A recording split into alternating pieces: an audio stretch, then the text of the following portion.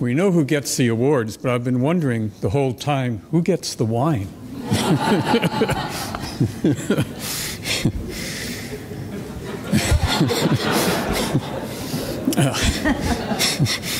Linda Williams has distinguished herself by, to modify a popular song, looking for meaning in all the wrong places.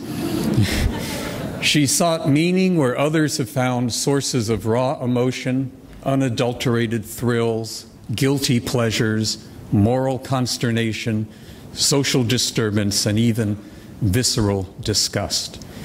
These zones of affective engagement, melodrama, horror, documentary, and other forms of what she so aptly called body genres, like pornography and surrealist film too, achieve a direct engagement with the body and its residues of unconscious desire. Art, we're often told, does not arouse or excite us to action, but to contemplation. The consideration of imagined possibilities, the discovery of richly embodied worlds beyond our own. Aesthetic pleasure fills the air with the languid aroma of contemplation, unless you're Linda Williams. One measure of how successful Linda has been in this exploration of affect is her best-known work, Hardcore, Power, Pleasure, and the Frenzy of the Visible, which finds pattern and meaning in that most stimulus-response-laden of genres, pornography. Its frenzied effort to find a visible correlate for what must remain invisible haunts the genre in ways Williams specifies brilliantly.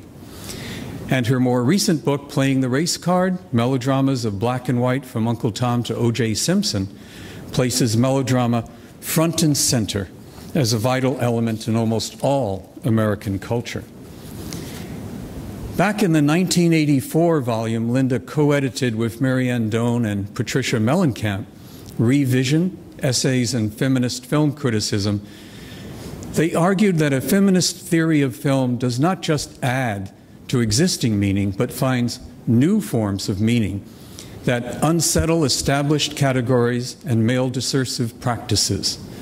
The editors argued that feminist film theory, quote, is in a unique position to pose challenges, unquote, to the disciplining of knowledge under the old guard academy they, with others, were bent on transforming. That such a transformation now seems natural and obvious demonstrates the success of the challenge Linda has helped carry out so convincingly. As a teacher and mentor, Linda has helped many of those in this room today to join our ranks. She stands as a genuine pioneer in the creation of our discipline, and it's my honor to introduce her today.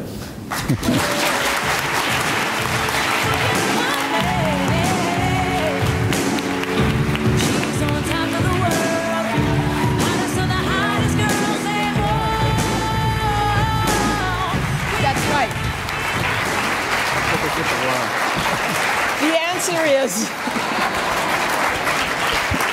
I get the wine. In the grand tradition started last year by Vivian Sobchak. I want to, first of all, say how delighted I am to receive this award in Chicago, which was the place of my first job. I taught here for 10 years, and I learned everything about American film and about teaching film here. I learned it working on the pages of Jump Cut, which used to come out of Chuck Klein-Hansen, Julia Lesage's apartment from the kitchen table in the old-fashioned way. I learned it watching movies that were programmed by Richard Pena and by Ruby Rich for a while. I learned about cinema by introducing a film that had been refused elsewhere, and Ruby Rich and I got together and wrote an article about Michelle Citrin's Daughter Right, and we sort of pushed it through, and it has become I think a really important film. I had many colleagues and mentors. Virginia Wexman was editing Cinema Journal down the hall from me. Judy Gardner was a really important mentor. And finally, I had the great pleasure of making a film called Maxwell Street Blues, which Facet Cinema distributes. So it's Chicago I want to toast.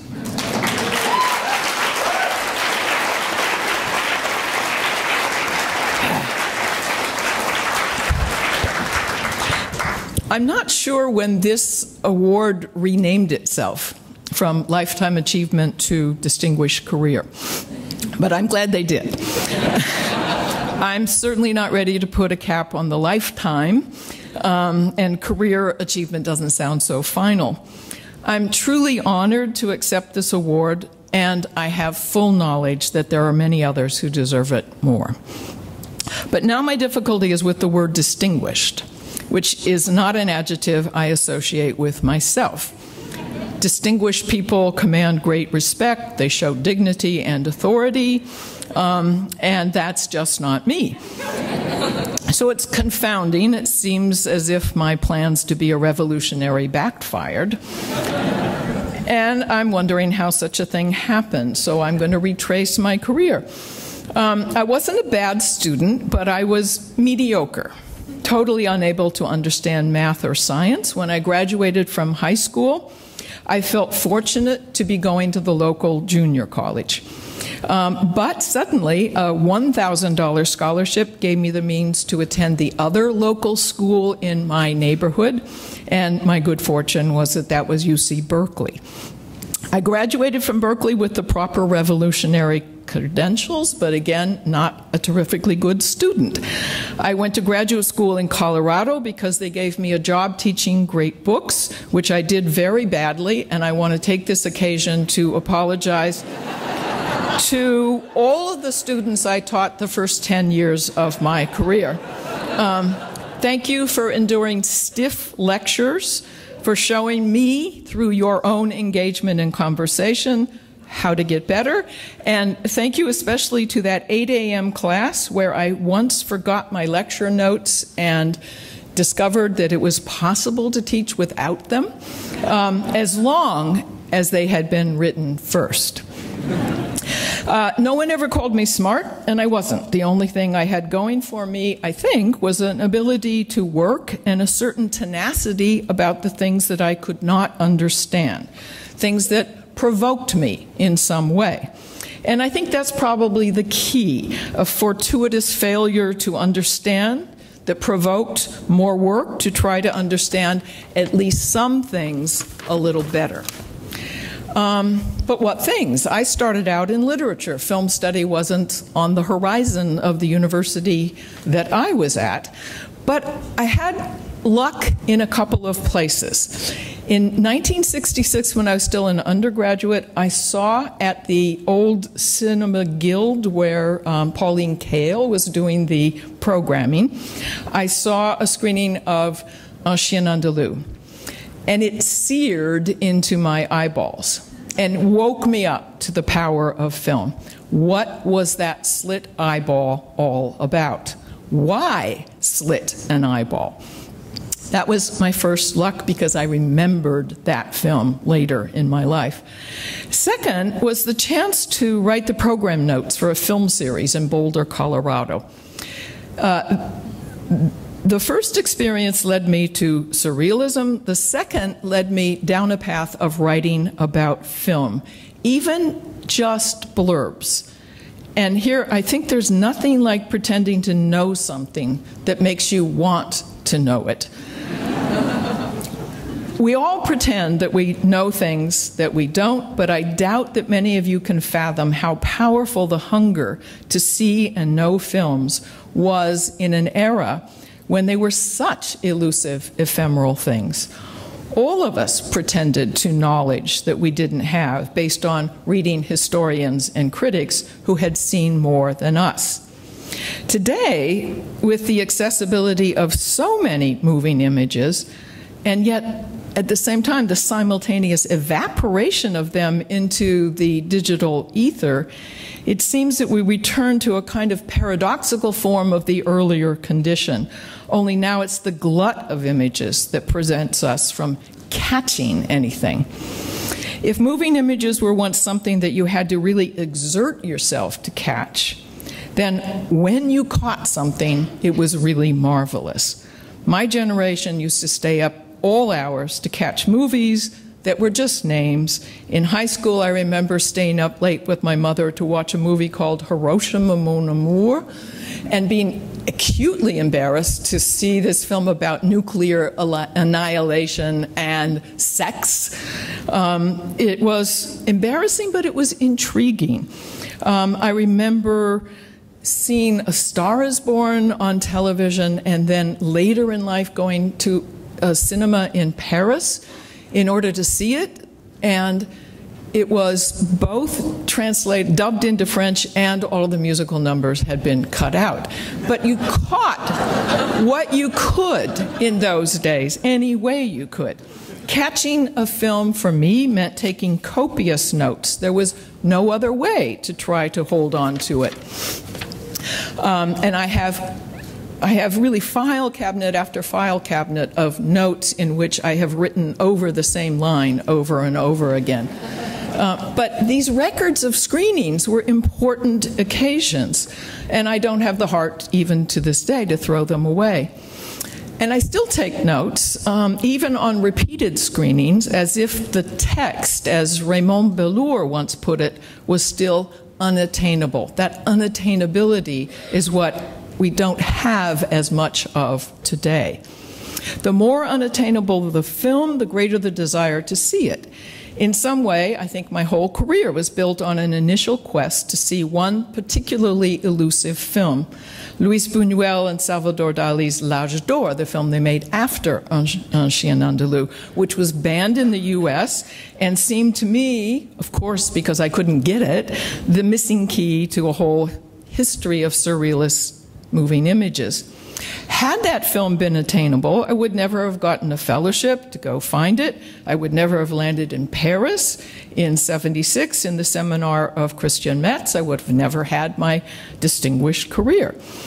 Like many of the older people in this room, my first route to film study was what I call the highway.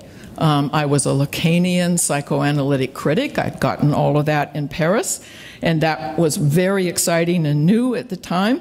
And I was interested in high culture, surrealist art.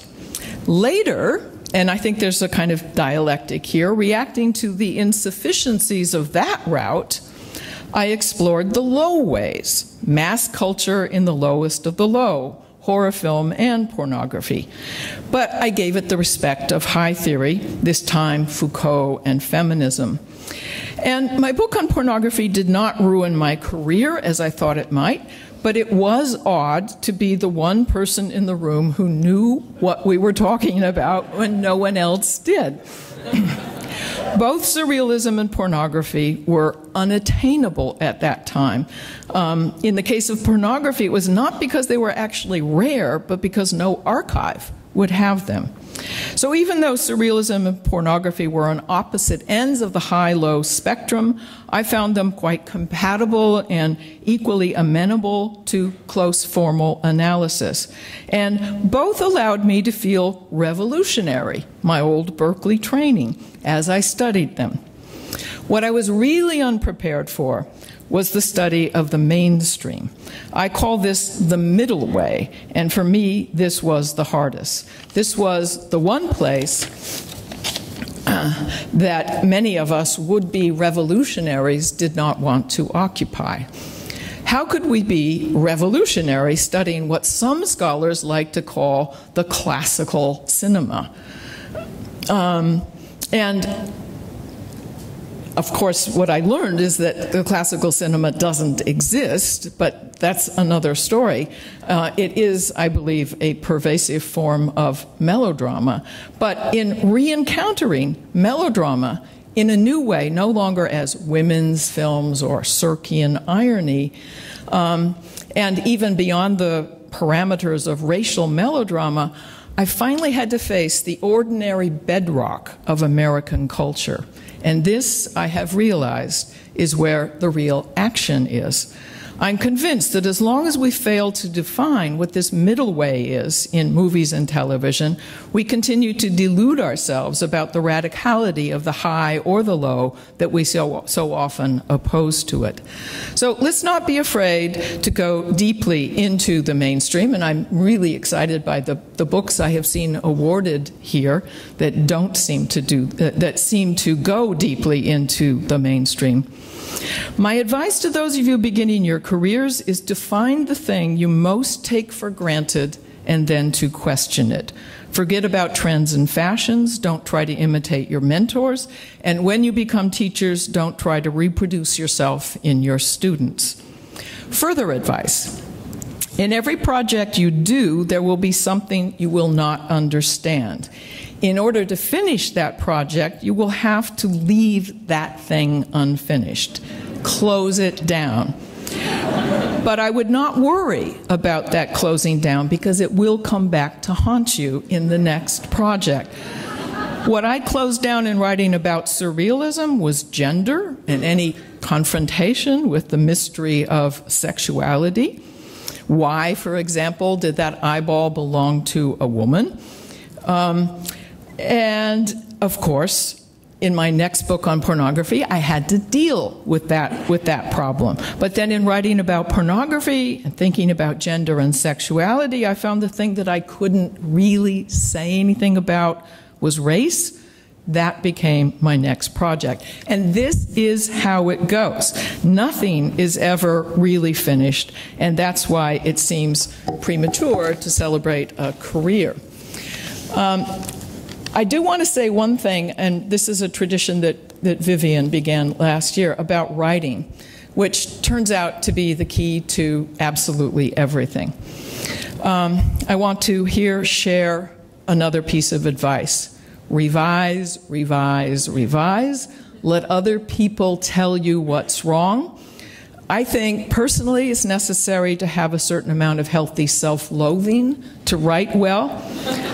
Write many, many drafts. I read what I write, I hate it, and I hate myself for writing it. But somehow the self-loathing motivates me to try harder the next time and the next time. And then sometimes, every once in a while, even though I won't usually admit it even to myself, there's a secret feeling that maybe, as Ernest Hemingway once put it, you are getting the words right. There's no greater excitement. It's like getting away with something. Finally, since I am speaking of writing, I'd like to remember an editor who also died this year. And editors are the people who, when they do their jobs right, are the most important people to us in the world. I was fortunate to have one of the great ones, Ernest Kallenbach, the beloved Chick, who for many years came regularly to this conference, soliciting articles for Film Quarterly, books for UC Press, while always doing his own writing and environmental work alongside film. Chick, who received this award years ago, died last April. He is already much missed as an editor and as one of the all-time great human beings. I'm honored to be in his company. Thank you.